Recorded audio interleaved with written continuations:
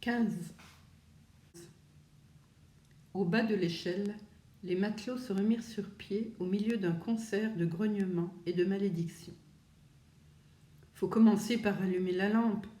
Bon Dieu, mon pouce est démis, cria Parson, un matelot au teint hâlé, qui était de caractère renfrogné et servait d'homme de bar au canot de Standish. « Je l'ai sous le pied, répondit Litch en s'asseyant sur le rebord de la couchette où j'étais dissimulé. J'entendis qu'on tâtonnait, puis le bruit d'une allumette qu'on frottait, et la lampe s'alluma d'une flamme faible et fumeuse.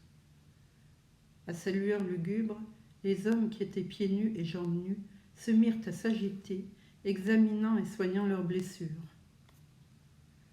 Ofti s'empara du pouce de Parson et tira dessus fortement pour remettre les os en place.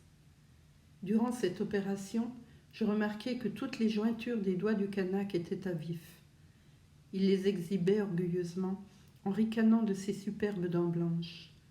Et il expliquait que ses blessures lui provenaient de ce qu'il avait frappé de toutes ses forces Lou Larsen à la mâchoire. « Ce n'était pas Lou Larsen que tu frappais, Salmorico, c'était moi, imbécile, beugla Kelly, un Irlandais émigré en Amérique, ancien matelot au cabotage, qui effectuait sa première campagne en pleine mer et était rameur sur le canot de Kerfoot. Tout en parlant, il cracha un caillot de sang et plusieurs dents et avança une face agressive vers celle d'Ofti. Le Kanak bondit sur sa couchette et en tira un long couteau qu'il brandit. Litch, qui malgré sa jeunesse avait plus de présence d'esprit et de sang-froid que tous les buteurs du poste d'avant, intervint. « Voyons, Kelly, tiens-toi tranquille. Ofti ne l'a pas fait exprès. Comment aurait-il pu reconnaître que c'était toi dans le noir ?» Kelly obéit en ronchonnant, et le Kanak remercia Litch d'un sourire de ses dents blanches. L'Irlandais était un joli garçon, aux traits fins, presque féminins, avec de grands yeux doux et rêveurs, ce qui semblait en contradiction avec sa réputation bien méritée de bagarreur. Comme Litch, Johnson s'était assis au bord de sa couchette.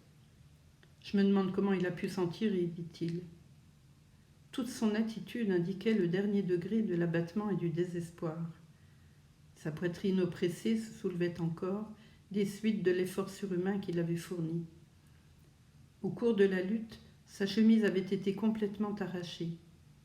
D'une déchirure qu'il avait à la joue, le sang coulait sur sa poitrine nue et dégouttait sur le parquet. « Il s'est échappé parce qu'il est le diable en personne, répondit Litch, les yeux remplis de larmes de désappointement et de rage. « Et pas un de vous, répétait-il à satiété, qui ait été fichu de me passer un couteau. » Mais les autres matelots bavardaient entre eux.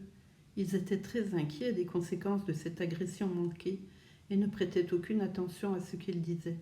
« Ce qui est certain, déclara Kelly, c'est que le capitaine est incapable de savoir ceux qui ont pris part à la bagarre et ceux qui se sont abstenus, à moins que... » Il promena autour de lui un regard menaçant.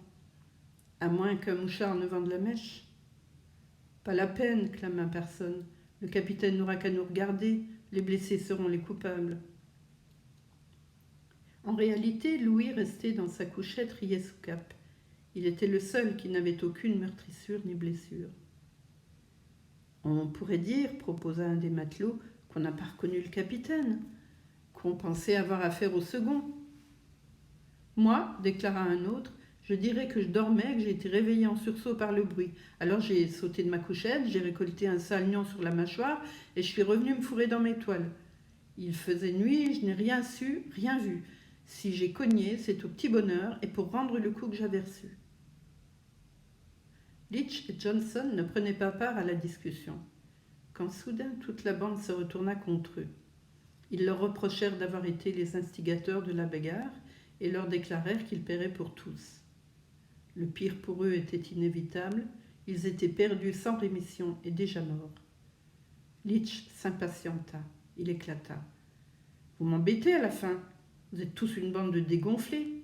Ça, pour causer, vous êtes forts. Mais si vous aviez su vous servir de vos pognes, son compte serait liquidé. Pas un, il n'y en a pas un seul qui m'ait passé le couteau que je demandais. Vous me dégoûtez. Vous êtes là à gesticuler et à chialer, comme s'il allait vous tuer tous. Pas de danger, c'est un luxe qui ne peut pas se payer. Comment vous remplacerait-il? Il n'y a pas de bureau d'enrôlement dans le coin, il a besoin de vous. Qui manœuvrerait et ferait marcher le bateau s'il se passait de vos services? Moi et Johnson, on va y avoir droit. Quant à vous, vous pouvez vous recoucher en paix, c'est moi qui vous le dis. Fermez vos gueules et laissez-moi dormir, j'en ai besoin. Ça va, te fâche pas, répondit personne. Et même s'il ne nous tue pas, la vie à bord va devenir un enfer, pire que par le passé. Vous verrez un peu ce que je vous dis.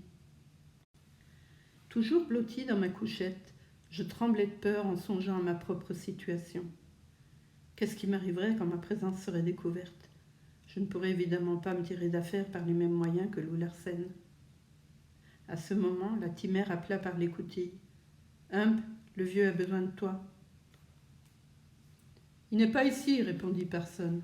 « Si, il y est, déclarai-je en me glissant hors de ma couchette et en faisant effort pour ne pas paraître effrayé.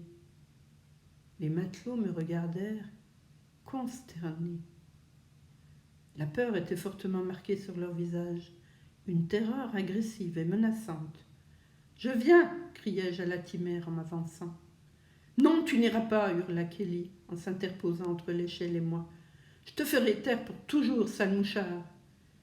Et joignant le geste à la parole, il tendit vers moi sa main ouverte, comme pour m'étrangler.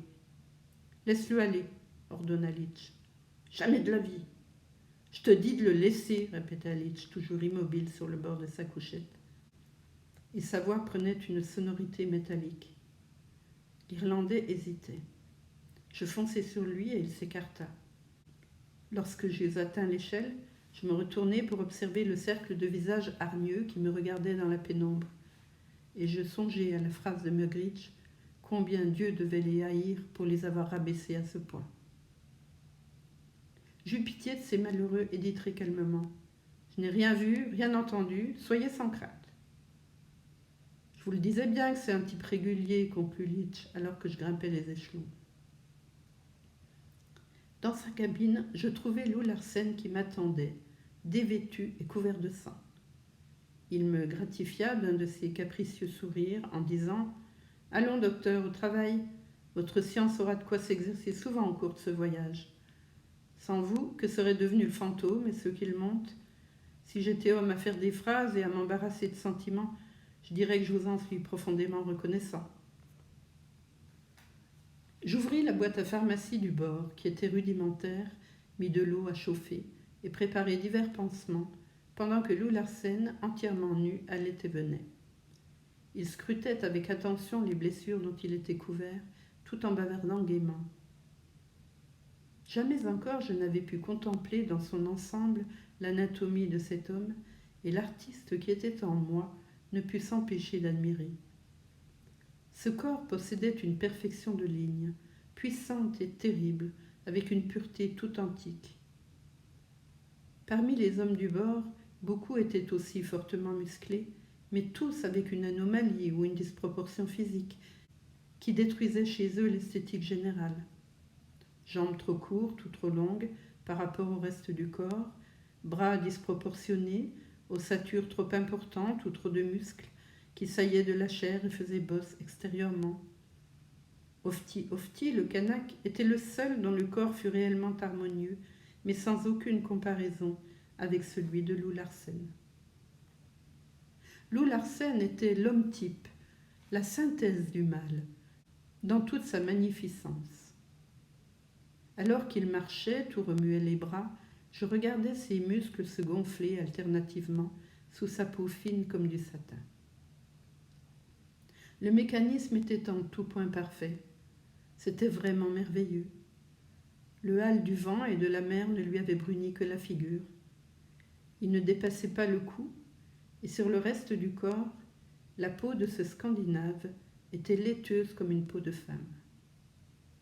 Lou Larsen leva son bras droit vers sa tête pour y tâter sa blessure, et le biceps se durcit dans sa gaine blanche, comme un faisceau de fil d'acier. C'était ce même biceps qui avait une fois failli m'anéantir et que j'avais vu si souvent asséner tant de coups. J'étais restée bouche bée, un rouleau d'ouate antiseptique à demi déroulé dans la main, sans pouvoir détacher mes yeux de ce corps superbe que je ne me lassais pas d'admirer. Lou Larsen s'en rendit compte. « Dieu vous a donné un corps superbe, dis-je. »« Vous trouvez ?» répondit-il. « Souvent je l'ai pensé, je me suis demandé pourquoi. » Il a eu un but. Il m'interrompit. « Un but utilitaire. Dieu m'a donné ce corps puissant pour que j'en fasse usage. Mes muscles ont été faits pour saisir, déchirer et détruire les choses hostiles qui s'interposent entre moi et la vie. D'autres êtres vivants ont aussi des muscles dont ils se servent pour saisir, déchirer et détruire. Mais Dieu a voulu que je sois plus fort qu'eux. Vous pouvez tâter si vous voulez. » Je posai ma main sur son cou, je la fis glisser sur ses bras, le long de son dos et sur ses cuisses. Et Lou Larsen, avec orgueil, fit jouer sa musculature, tandis que ses yeux s'allumaient d'une flamme de bataille. Puis il détendit son corps redoutable, relâcha ses muscles, et sa chair boursouflée redevint lisse et unie. « Équilibre et stabilité, conclut-il. Tout est là. J'ai de bonnes jambes pour me porter, des pieds solides pour m'accrocher au sol, des bras, des mains, des ongles et des dents pour combattre quand il faut, pour tuer et ne pas être tué. Voilà le but. » Je ne discutais pas et continuais à admirer le mécanisme de cette bête combative. Étant donné la lutte féroce soutenue par Lou Larsen et dont j'avais été témoin, je fus surpris du caractère superficiel que présentaient les blessures. Je pensais le tout et je me flatte de m'en être adroitement tiré. Le coup le plus mauvais était celui que Lou Larsen avait reçu avant d'être jeté par-dessus bord. Il lui avait ouvert le cuir chevelu sur plusieurs centimètres. Sous sa direction, je nettoyai la plaie et la recousis après en avoir rasé les bords. Le mollet aussi avait été sérieusement lacéré. On aurait dit qu'un bulldog l'avait déchiqueté d'un coup de croc.